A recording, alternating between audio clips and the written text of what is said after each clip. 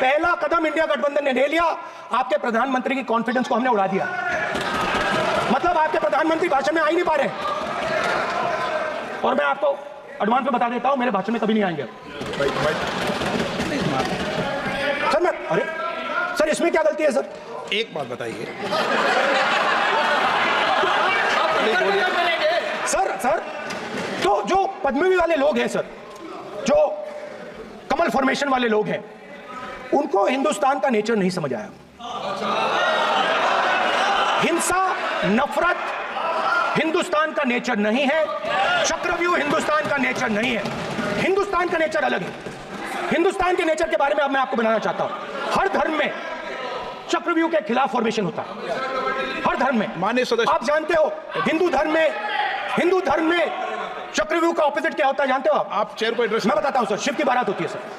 शिव की बारात में कोई भी आ सकता है, किसी भी धर्म का कोई भी व्यक्ति आ सकता है, बारात में आ सकता है, नाच सकता है, गा सकता है, अपना सपना देख सकता है। सर, गुरु नानक जी, सिखों की बात करी जाए तो सेवा करने से किसी को नहीं रोका जा सकता है, लंगर से किसी को बाहर नहीं फेंका जा सकता है। सर, इस्लाम में कोई भी मस्जिद में आ सकता है, चर्च में कोई भी घुस सकता है, संगम में कोई भी आ सकता है सर, मगर इनके चक्रव्यूह में सिर्फ 6 लोग हैं सर। तो ये लड़ाई शिव की बारात और चक्रव्यूह के बीच में है। हम चक्रव्यूह तोड़ते हैं, हम चक्रव्यूह तोड़ने का काम करते हैं। मनरेगा, हरी क्रांति, आजादी, कॉन्स्टिट्यूशन, ये चक्रव्यूह को तोड़ने के काम हैं। इससे देश में खुशी आती है, डर मिटता है, कॉन्फिडेंस आती है। आप पद्मव्यूह चक्रव्यूह बनाने का काम करते हो। चक्रव्यूह शिव की बारात को हरा ही नहीं सकता है। आप अपने इतिहास को देखिए। आप अपने आप को हिंदू कहते हो, आप हिंदू कहते हो, आप हिंदू धर्म को समझते नहीं हो।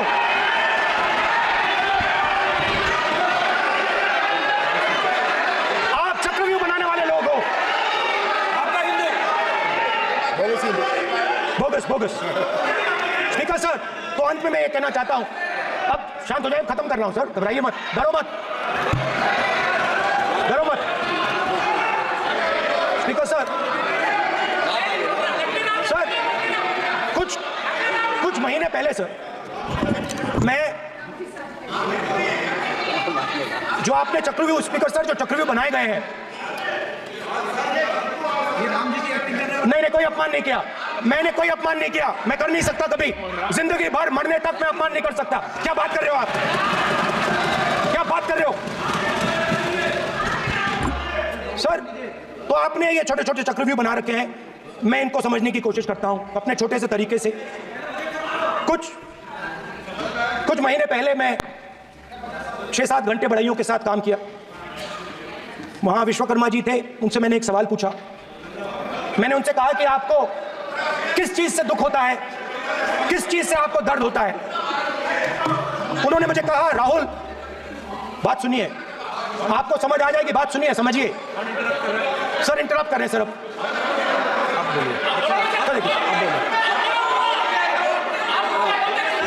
आप इतना इंटरप्ट करते हो और बैठे आप तो पूरे भाषण में वेल में आ जाते हो, सवाल करते हो इंटरप्ट करने का।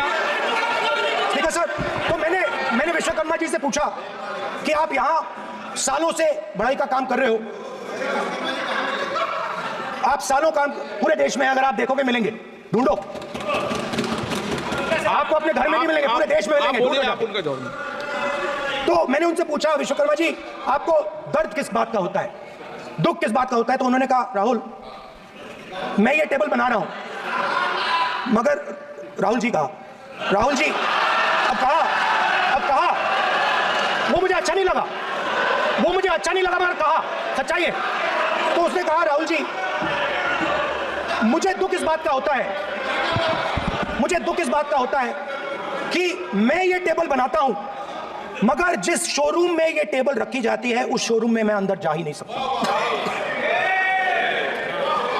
कुछ ही दिन पहले सुल्तानपुर के रास्ते पे मैं एक भाई के साथ, मोची भाई के साथ बैठा, उससे मैंने ये सवाल पूछा, आपको दुख किस बात का होता है? कहता है, राहुल जी, मेरा सम्मान सिर्फ मेरे पिता ने किया था और किसी ने नहीं किया।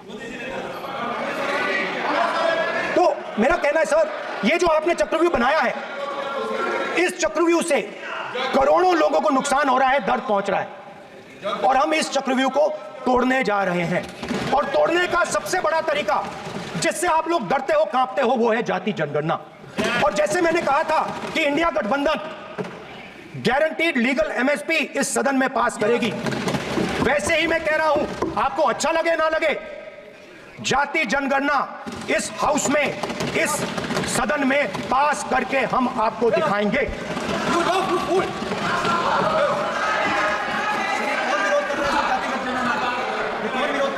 क्यों बेटे बेटे टिप्पणी कर रहे हो आप? क्यों बेटे बेटे टिप्पणी कर रहे हो? फिर वो टिप्पणी करेंगे। स्पीकर सर, जाति जनगणना से ये जो छोटे छोटे खांचे आपने बनाए हैं, ये जो आपने सिस्टम बनाया है, चक्रव्यूह का सिस्टम बनाया है, ये टूट जाएगा। और इसके लिए हम पूरा दम लगा के, पूरा इंडिया गठबंधन दम लगा के ये काम करेगा। धन्यवाद। जय हिंद।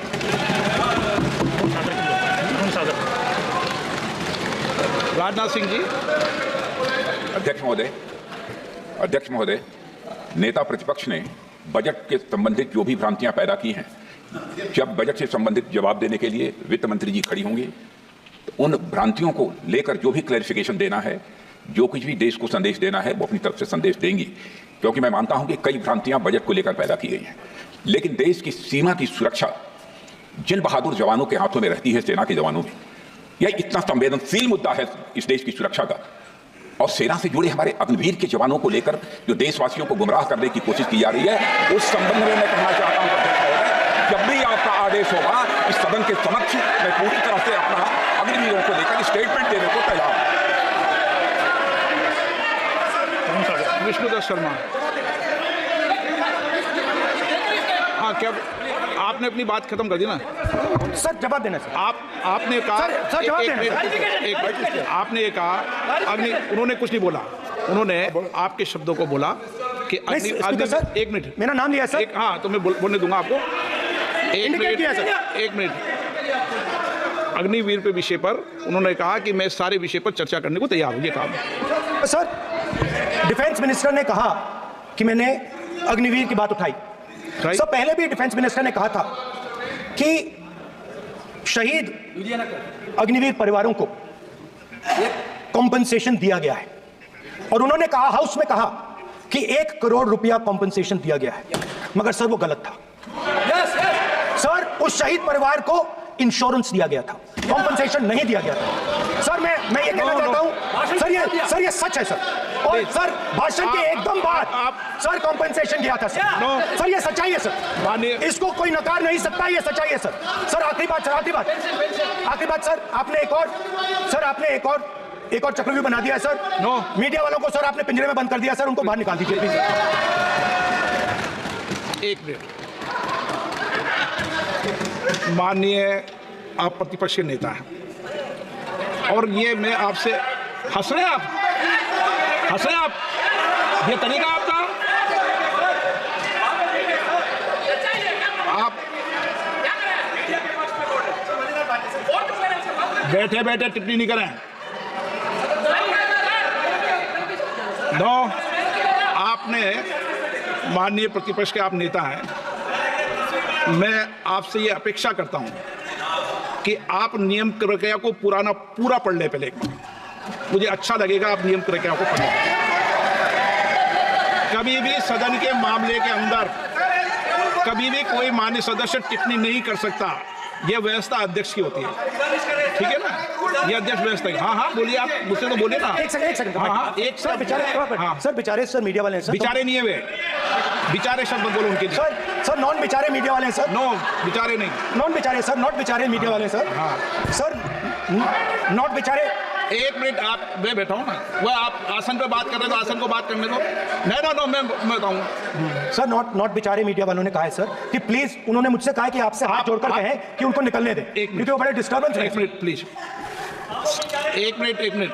सदन के नेता हैं आप, प्लीज आपको बैठे बैठे बोलने की टिप्पणी की। सदन के बैठे बैठे टिप्पणी मत कीजिए आप, प्लीज। सदन के अंदर मैंने पहले भी कहा कि आप नियम प्रक्रिया का पूरा अध्ययन कर लें।